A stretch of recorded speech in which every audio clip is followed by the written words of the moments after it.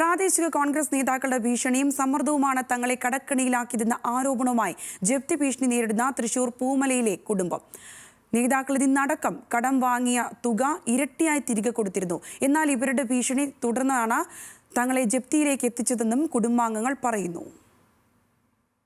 ഇവരോടുള്ള ഒരു ബന്ധത്തിന്റെ മുകളിൽ തന്നെയാണ് പപ്പ 2013 തൊട്ട് ലോൺ എടുത്ത് തുടങ്ങിയത്. ഒരു 6-7 പേരോളം ഉണ്ട്.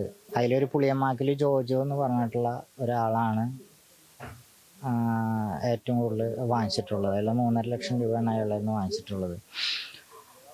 അത് അയാൾക്ക് തന്നെ പലിശയായിട്ട് ഇതുവരെ ഉള്ള നാളിൽ കൊടുത്തിട്ടുള്ളത് 9 ലക്ഷം രൂപയോളം പലിശ കൊടുത്തിട്ടുണ്ട്.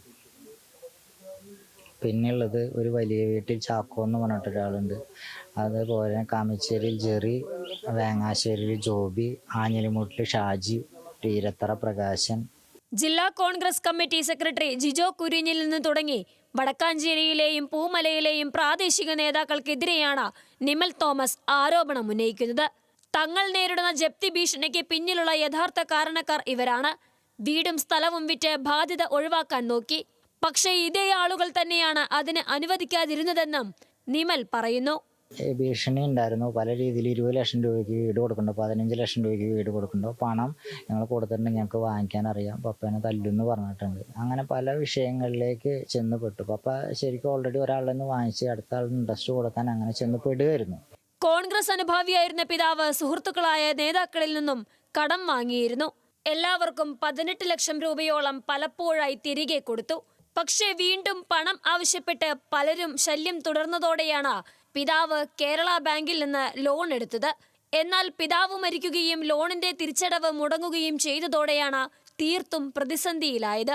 ഞാനൊരു സുപ്രഭാതത്തിനാണ് 12 ലക്ഷം രൂപ പപ്പയ്ക്ക് പൂമലയിൽ കടമുണ്ട് എന്ന് അറിയുന്നത്.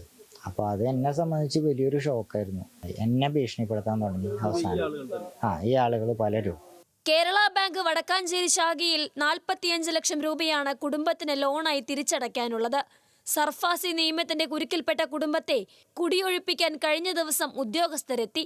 പക്ഷേ ഇത് സംബന്ധിച്ച ന്യൂസ് മലയാളം വാർത്ത ചർച്ചയായതോടെ അവസാന നിമിഷം ഉദ്യോഗസ്ഥർ പിൻവാങ്ങുകയായിരുന്നു. ഇതിൽ ഫോഴ്സിനായിട്ട് വന്നിട്ട് ഞങ്ങൾ എന്തായാലും ഒഴിപ്പിക്കുന്നാണ് പറഞ്ഞിട്ടുള്ളത്. അപ്പോൾ ഈ 3 ദിവസം ആണ് ഇപ്പോൾ നമുക്ക് കിട്ടിയിട്ടുള്ളത്. അതുകൊണ്ട് ഇപ്പോൾ എന്താ ചെയ്യാൻ പറ്റുമെന്ന് നമുക്കൊന്നും പറയാൻ പറ്റണില്ല. എങ്ങനെയൊക്കെ ഇത് ഞങ്ങളെ ബാധിക്കുന്നു പറഞ്ഞു കഴിഞ്ഞാൽ നിങ്ങൾക്ക് പറയാൻ പറ്റണേക്കാളും വലിയ രീതിയിൽ പോണതാണ്. എന്താ ചെയ്യേണ്ടതെന്ന് ഞങ്ങൾക്ക് അറിയുന്നില്ല. ന്യൂസ് മലയാളം, തൃശൂർ.